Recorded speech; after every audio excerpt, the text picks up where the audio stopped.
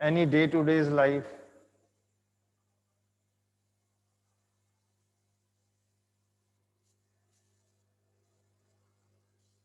What is the main causes of injuries? Not in the sports, but if you are doing your daily routine work, you are doing some work in home, what precautions we have to take? Okay, let's start with the different points which I am going to discuss because this is the main topic in sports. What are the different causes of injuries? ठीक है, life में there is no not a single word में history. If you go with the history of the records, each and every athlete, he or she will get injured one or another way. That is sure कि you have going to be injuries in your career. कोई भी life में ऐसा player नहीं है जो without injuries throughout career अपना जिसने कंप्लीट किया हो. तो first of all we start with the main causes. The main causes of sports injuries is not doing proper warming up. As you know, warming up is a main causes. If you are not doing warming up exercises, then 100% chances of injuries are there. First of all, you have to keep in your mind before going to any activity, before going to any work, you have to warm up your body. You have to tone up your muscles.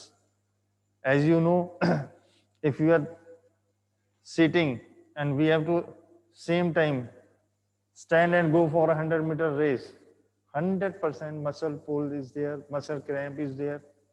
So what we have to do before start any activity, we have to warm up our body. Warming up, that is as you know what is warming up. First of all, you have to go for a little bit jogging exercises, then you go for some light exercises, then stretching exercises. And there's a different ways how to warm up your body. What is the need of your, which game you are playing? If you are athletics, in athletics, if you are doing shot put, you need a different type of stretching and warming up exercises. If you are a sprinter, then there is a different type of stretching exercises. So you have to keep your mind, you have to plan yourself according to your game. Her game की बेटा अपनी अपनी different exercises होती हैं. एक general हम warming up करते हैं, that is for all games, all your body muscles.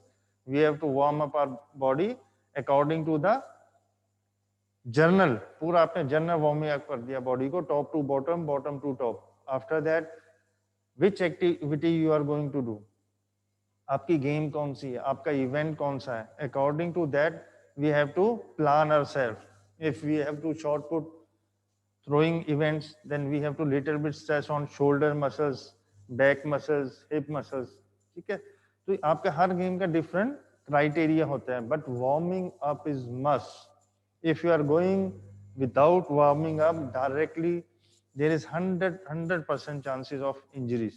So this is the main causes. And in, you can say, when a sports person start his or her career, he is a little bit aware of about this all things. When there is a problem of any injuries, then he realize. First of all, this is the main reason, main कह लो आपकी सबसे आपका जो first आपका step है, that is warming up. If you are going for proper warming up, then there is no problem. Second, what is techniques?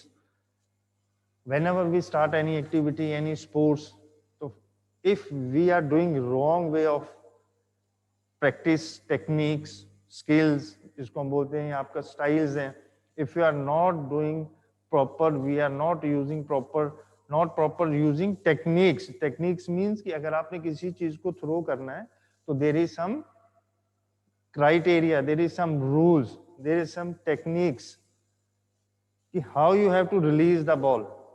If you are hitting the straight drive, there is some proper techniques कि how you have to hit the ball, from where you have to hit the ball, and what is the movement of your arms, elbow, your head, your hip.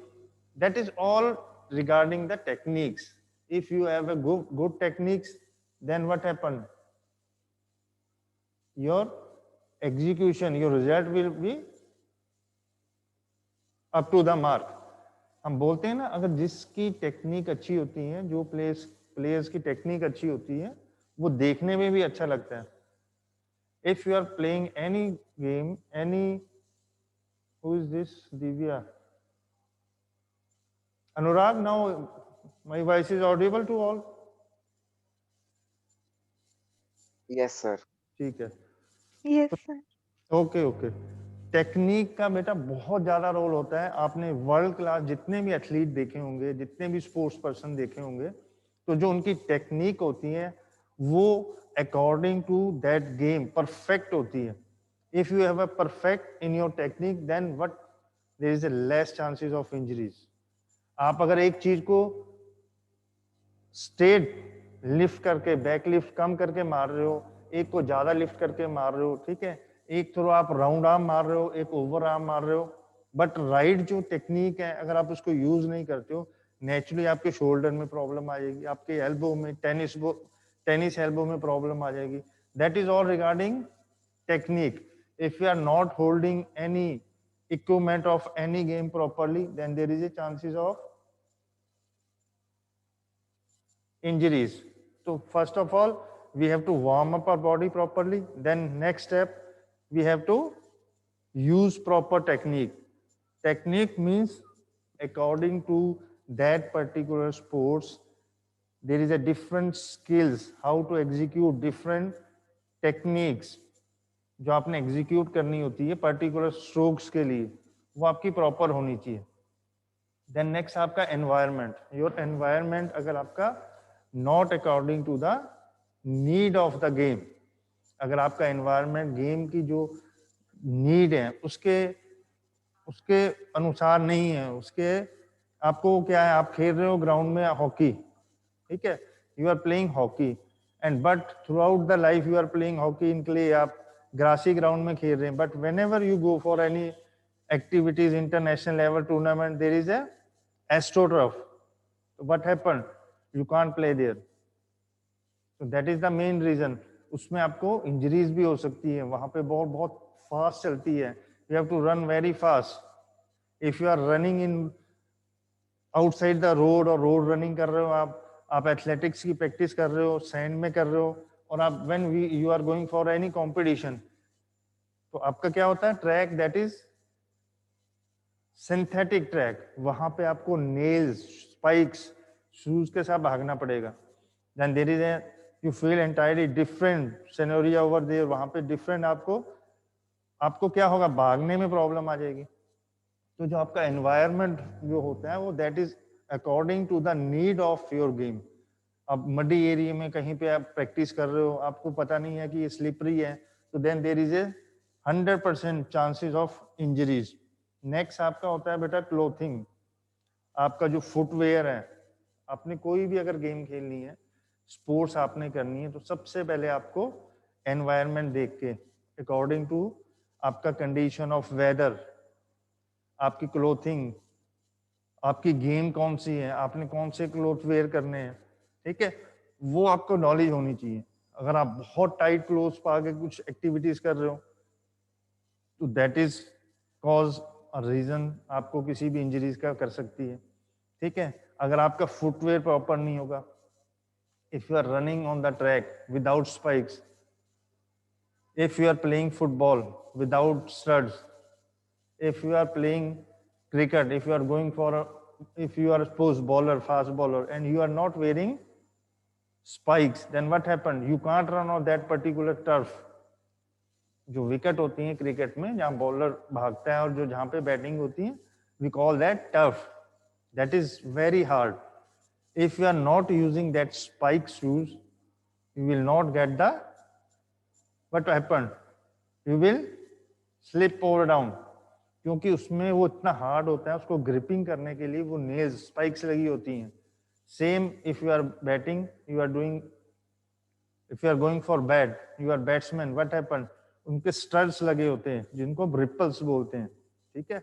उससे क्या होता है, उनको भी जब running करते हैं that surface is very hard, जो आपको मैं बार बार बता रहा हूँ, that is tough, that is very hard surface. अगर वहां पे आप फ्लैट शूज के साथ भागोगे तो आप स्लिप हो जाओगे, ग्रिपिंग नहीं होगी, उसमें आपको भागना होता है, then again you have to turn back, ठीक है, दैट इज शटल रन जिसको हम बोलते हैं। In the same way you are running, again you have come back for, if you are going for second और third run, come back again go back. तो उसमें अगर ग्रिपिंग नहीं होगी, you will fall down, you will slip. So that shoes is particular for the batsman. In each and every game, if you are playing basketball, then there is a high ankle shoes. ठीक है, ये आपको knowledge होनी चाहिए। Being a student of physical education, you should know कि which footwear is use in which game. Spikes, studs, ripples, high ankle shoes, then there is a crap shoes, वो use आपका होता है that is in badminton, table tennis, ठीक है, जहां पे wooden पे आप खेलते हो, that is a wooden court. If you are playing this badminton, table tennis, indoor सारा आपका वो होता है तो उसमें वुडन के ऊपर आपने खेलना होता है, तो then there is a different type of shoes. तो ये सारी चीजें आपकी फुटवेयर की आपको नॉलेज होनी चाहिए। अगर आपको ये नॉलेज नहीं होगी, और ये छोटी छोटी चीजें हैं जिसका बाद में इंजरीज होगी, एंकल ट्विस्ट हो गया, फ्रैक्चर हो गया, ठीक है, then there is you are waiting for a 6 month. अगर आपका 6 मंथ बेड पे चला गया, 2 महीने आपके फ्रैक्चर हो गए, 2 months you are going for a recovery period, then your whole career is spoiled. So it's better you take precautions कि how you have to enter the ground, which things you have to keep in your mind, you have to plan yourself. Then next आपका आ जाता है इसमें nutrition, that is your diet. Mostly sports persons, ठीक है, जो beginners हैं, उनको नहीं पता होता है हमने क्या चीज खाना है, कब खाना है, कैसे खाना है, and that is the main thing. If you are not focusing on this particular area, nutrition or diet, so naturally what happen, if you are a thrower, suppose we have to give a different diet जिसको supplement हम बोलते हैं। if you are throwers, you need a more fat, more proteins, तो आपको यही नहीं पता कि मैंने खाना क्या है, ठीक है, तो what will happen, you are doing practice, you are taking daily 2-3 hours in a ground, then daily you are doing strenuous exercises. What happened after few days, few months, what happened, that requirement for particular game you are not fulfilling, so there is a decreasing in your performance because your diet is not up to the mark. You are doing daily strenuous hard work, daily you are going for loading yourself, but regarding this nutrition, diet, you are not taking proper care. So that is one of the main reason for injuries. उससे क्या होंगे, आपके muscles weak होना शुरू हो जाएंगे, आपकी body को प्रॉपर डाइट नहीं मिल रही है, जिसको हम बोलते हैं बैलेंस डाइट नहीं मिल रही है। हर गेम की अलग है। If you are a body builder, they are using different supplements. तो this criteria we are lacking behind. हमको बहुत से बच्चों को नहीं पता होता है कि खाने से का भी कोई इंजरीज पे इफेक्ट पड़ता है। आप अपनी डेली लाइफ में देख लो, if you are daily taking this fry fruits, ठीक है, आप सारा दिन बैठे हो, चिप्स खा रहे हो, आप फ्राई फ्रूट खा रहे हो, ठीक है, उससे क्या होगा, after few weeks, few months, you are gaining the weight. It will be also sooner or later it will create the problem. ठीक है, वो कहीं ना कहीं कोई ना कोई डिजीज उस आदमी को लग जाती है जैसे जैसे वेट गेन करना शुरू हो जाता है। तो you have to take precautions in starting. Then your fitness level, suppose I am going for any activities and there is a different criteria of fitness and my fitness level is not up to the mark and I am joining that particular activity, what happened, it will cause the injuries. As you know, there is a fitness test nowadays. If you are going for playing any national side, अगर आप कोई भी Indian team में खेलने जाते हो तो वहां पे क्राइटेरिया रखा है, that is physical fitness test that you have to clear, whether you are district player, international player, whether you are Indian team captain, whatsoever. वो लाइन में आपको खड़ा कर देंगे and you have to qualify that particular test. That is for all. That is for a team members or captains. So this is the main reason. What you have to do? You have to fit yourself according to the need, according to the requirement of that particular activity which you are going to do. तो आपको ये पता होना चाहिए कि मैंने ये काम करना है, उसके लिए मैं फिट हूँ, मेरी बॉडी फिट है कि नहीं. If you are not fully fit then no need to do such activities. आपका फिर नेक्स्ट आपका लेवल होता है, जिसमें आपका लेवल हो गया and age. Suppose under 15 boy है, उसको हम बोलते हैं कि you go for a senior group, या आपको कोई इनवाइट कर रहा है जी, आप खेलने प्रैक्टिस करने जा रहे हो. इन सच ए you can say in that particular games where is a body contact is more, as you know, while you are doing wrestling, boxing,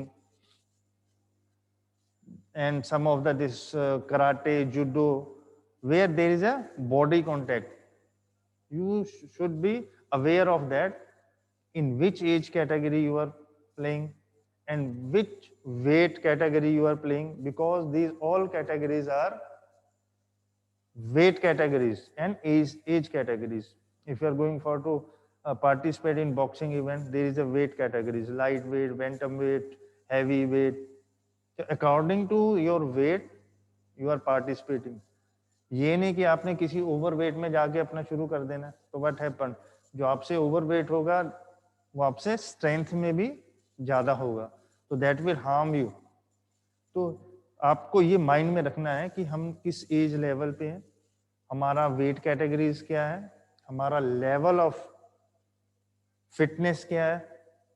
according to that we have to participate in a particular activities. मतलब ये नहीं कि जबरदस्ती आप किसी भी चीज में अपने आप को इंडल्ज कर दो और उसके बाद कोई इंजरी करवा के पूरे साल बाहर बैठ जाओ. दैट विल बी आपको वर्ष. आपका लाइफ में एक पीरियड आता है जहां पे क्या होता है, परफॉर्मेंस पे आप ध्यान देते हो, आप सोचते हो मैं एकदम ही रातों रात बड़ा प्लेयर बन जाऊं, तो उसके लिए आप ये चीजें भूल जाते हो. और इससे फिर क्या होता है, इंजरीज होती है. और जब इंजरीज होगी है, किसी को अगर सीवियर इंजरीज होगी है, तो it will take 1 year 2 years. तो अगर आपने इस इंजरीज को बचाना है तो आपको प्रिकॉशन लेना पहले से स्टार्ट करना पड़ेगा. You have to ready yourself. कोई आके नहीं बताता है किसी को कि आपने क्या करना है. देन योर पोस्चर, आपका जो पोस्चर बॉडी का है वो क्या आपको अलाउ करता है फॉर दैट पर्टिकुलर स्पोर्ट्स और events. Some you as earlier we studied body posture. ठीक है, बॉडी पोस्चर्स पे आपका बहुत ज्यादा इफेक्ट पड़ता है कि आपने कोई भी गेम खेलनी है वो आपको